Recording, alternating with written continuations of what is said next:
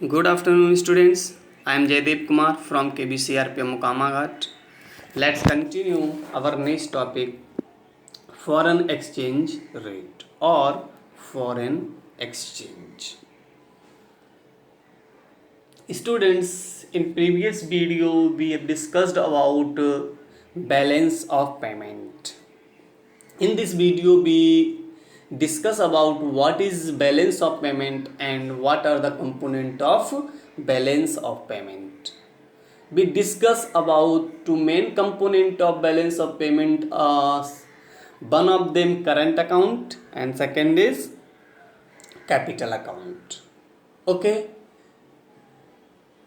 इस वीडियो में मैंने आपको ये भी बताया था कि जो two main component of BOP होते हैं current account and capital account, इनके भी कुछ सब कंपोनेंट होते हैं, कुछ स्पेसिफिक ट्रांजैक्शंस होते हैं जो करेंट अकाउंट और कैपिटल अकाउंट में मेंशन किए जाते हैं.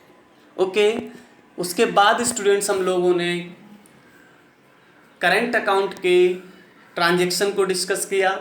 उसके बाद फिर हम लोगों ने कैपिटल अकाउंट के ट्रांजैक्शंस को डिस्कस किया और आपसे डिस्कस किया कि कौन सा ट्रांजैक्शन कब क्रेडिट अकाउंट में एंट्री की जाएगी, कब डेबिट अकाउंट में एंट्री की जाएगी.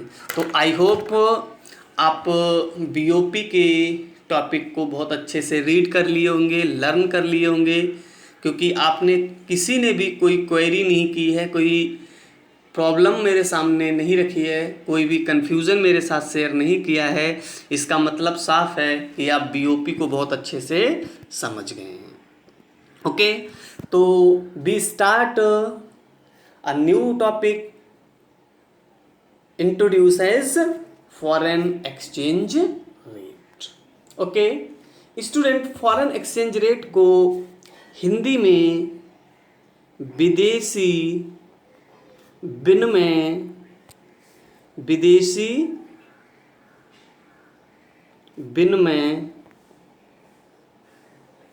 दर कहा जाता है. विदेशी विनिमय दर. विनिमय मीन्स आपको बताया था एक्सचेंज बोलते हैं इसको. ओके. और विदेशी किसका एक्सचेंज करना है आपको? मनी का, करेंसी का. यानी आपकी जो डोमेस्टिक करेंसी है स्टूडेंट्स, इसको आप कैसे किसी फॉरेन करेंसी में कन्वर्ट कर सकते हैं, क्या प्रोसेस होता है इसका और किन किन टेक्निक्स से ये एक्सचेंज किया जाता है, इस टॉपिक में हम ये सभी डिस्कस करने वाले हैं. ओके स्टूडेंट, तो सबसे पहले हम लोग स्टडी करते हैं, हम लोग डिस्कस करते हैं कि that what is foreign exchange rate और एक्सचेंज रेट. ओके स्टूडेंट्स, यहाँ पर मैं कुछ बेसिक्स आपके साथ डिस्कस करने वाला हूँ, जिसमें कुछ क्वेश्चन रेज होंगे. मैं आपसे क्वेश्चन करूँगा, आप उनका आंसर समझने की कोशिश कीजिए कि आंसर क्या हो सकता है. हालांकि YouTube वीडियो से मैं आपको पढ़ा रहा हूँ तो ये सिंगल वे कम्युनिकेशन है. मैं कोई क्वेश्चन पूछता हूँ तो उसका आंसर आप इस समय नहीं दे सकते, लेकिन जब आप इस वीडियो को देख रहे होंगे तो जब भी ये क्वेश्चन मैं आपसे पूछूं तो आपके दिमाग में इमेज होनी चाहिए कि इस क्वेश्चन का आंसर क्या हो सकता है, और उसके बाद मैं अपना आंसर भी बताऊंगा तो आप उससे अपने आंसर को मैच कीजिए. क्या आप ठीक ऐसे ही सोच रहे थे? ठीक है. तो स्टूडेंट्स स्टार्ट करते हैं. देखिए, सबसे पहले आप अच्छे से जानते हैं कि every country have their on currency. जैसे इंडिया के पास इंडियन रुपी, कुवैत के पास कुवैती दिनार, ब्रिटेन के पास ब्रिटिश पाउंड, यूएसए के पास यूएस डॉलर, इंडिया के पास इंडियन रुपी. ठीक है. यूएसए के पास यूएस डॉलर, ब्रिटेन के पास पाउंड, ठीक है, इस तरह से इसका सिंबल बनता है। चीन के पास युआन, यूरोपियन कंट्रीज जो ग्रुप है उसके पास यूरो। ये क्या है, हर कंट्री के अपने सिंबल्स होते हैं, अपनी करेंसी के सिंबल्स होते हैं। ठीक है, जो मैं आपको यहाँ भी बता रहा था कि every country have their on currencies and it is acceptable bye all with in the country. आप अच्छे से जानते हैं इंडियन रुपी है, आप इंडिया के किसी भी कोने में चले जाइए, north to south and east to west, कहीं चले जाइए, जो इंडियन रुपी है everywhere in India this currency is acceptable. समझ रहे हैं, इंडिया में आप कहीं जाएंगे, आपके यहाँ जो इंडियन रुपीस की करेंसी है उसे इंडिया में कहीं भी एक्सेप्ट किया जाएगा। ठीक है, ऐसे ही हर कंट्री की जो अपनी करेंसी है वो अपनी बाउंड्री में, अपने कंट्री साइड वो जनरली एक्सेप्टेड होती है। क्लियर है ये चीज। सेकेंड पॉइंट देखिए student, what the currency of one country is generally not accepted in some other country. समझ रहे हैं, यानी सेकेंड पॉइंट आपको बता रहा है स्टूडेंट्स कि वन कंट्री की जो करेंसी है वो जनरली दूसरे कंट्री में एक्सेप्टेड नहीं होती। फॉर एग्जाम्पल, अगर आप इंडियन रुपी लेकर यूएसए चले जाते हैं, ठीक है, और यूएसए में आप किसी एक मॉल में जाते हैं, शॉपिंग मॉल में जाते हैं, या किसी रेस्टोरेंट में जाते हैं, ठीक है, और वहाँ जाके आप परचेज करते हैं और इंडियन रुपीज़ में वहाँ पेमेंट करने की कोशिश करते हैं, तो क्या यूएसए के मॉल या रेस्टोरेंट आपकी इंडियन करेंसी को एक्सेप्ट कर लेंगे? नेवर, कभी नहीं करेंगे। या आप इंडियन रुपी को लेके पाकिस्तान चले जाते हैं, इंडियन रुपी को लेके चाइना चले जाते हैं, क्या वहाँ के जो लोग होंगे, जो पीपल्स होंगे, क्या वो आपके द्वारा पेमेंट किए जाने वाले इंडियन रुपी को एक्सेप्ट कर लेंगे? कभी एक्सेप्ट नहीं करेंगे। Okay, next, now if we move, वही मैंने लिखा है, move some another country outside India, आप इंडिया के बाहर किसी भी कंट्री में जाते हैं, मैंने एग्जांपल लिया है, और सम पेमेंट मेड टू यूएसए का एग्जांपल ले लिया, या तो आप इंडिया के बाहर किसी कंट्री में जाते हैं या आपको यूएसए का कोई पेमेंट करना है।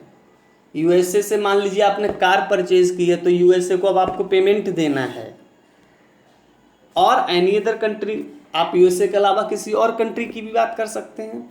देन व्हाट टू डू, क्योंकि आपका इंडियन रुपी यूएसए या किसी अदर कंट्री में एक्सेप्टेड नहीं होगा और आपको वहां पेमेंट करना है या घूमने जाते हैं, तो आप क्या करेंगे? क्वेश्चन इरेज हुआ, देन व्हाट टू डू, क्या करेंगे आप? आई थिंक आपका आंसर होगा, answer will be convert Indian rupee in USA's currency which is US dollar. समझ रहे हैं, क्योंकि आप यूएसए जा रहे हैं, आप यूएसए को कुछ पेमेंट कर रहे हैं और वहां इंडियन रुपी जो है वो एक्सेप्टेड नहीं है, तो आप क्या करेंगे? आई थिंक आपके पास एक ही ऑप्शन होगा, इंडियन रुपी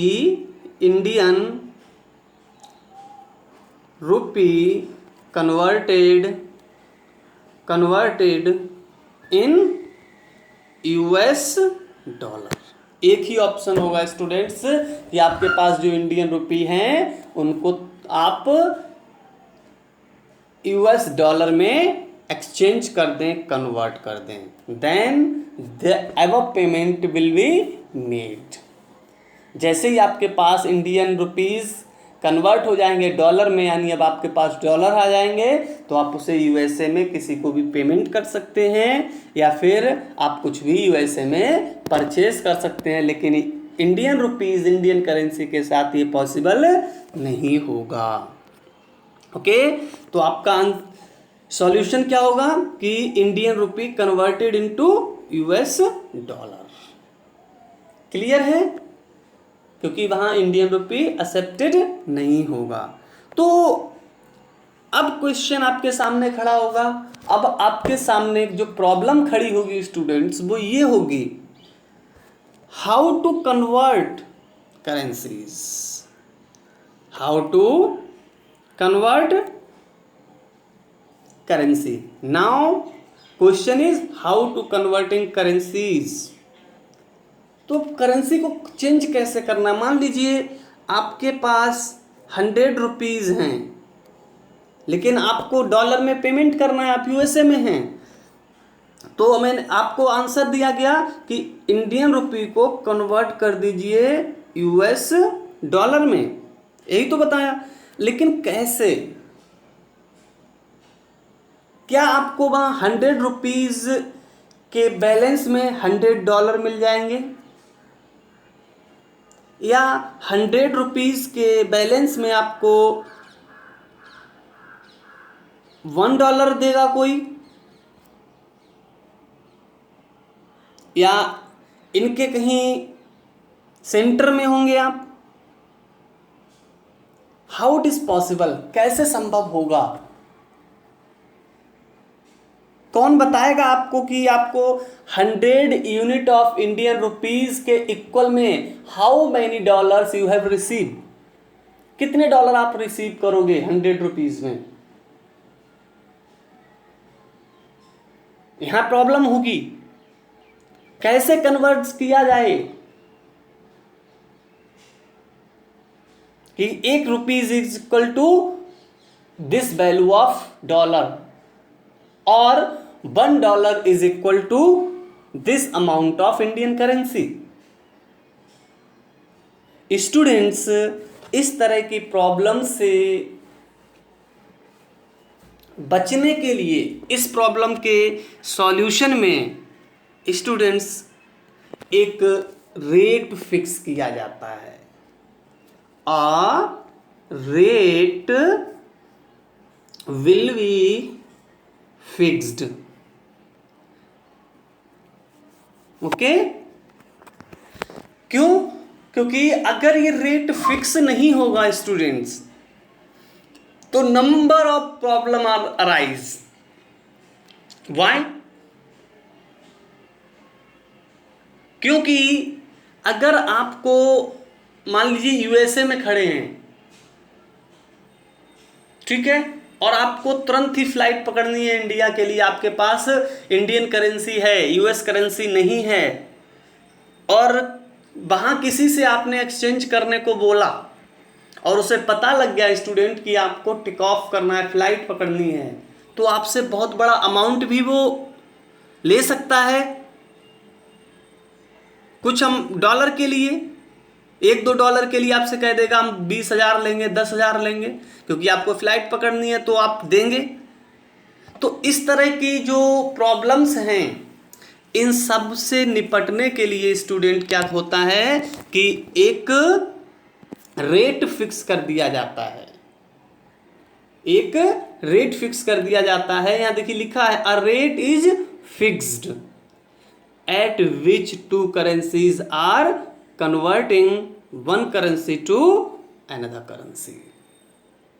समझ गए? हर country, every country should be fixed a rate at which one currency is converted into another currency.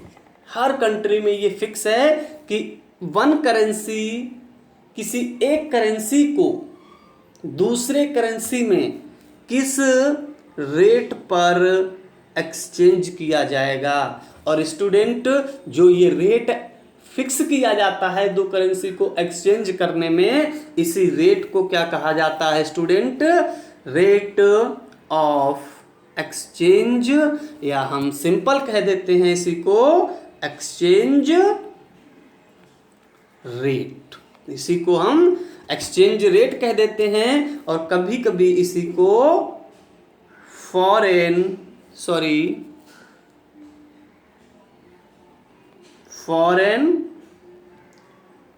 Exchange rate कहा जाता है।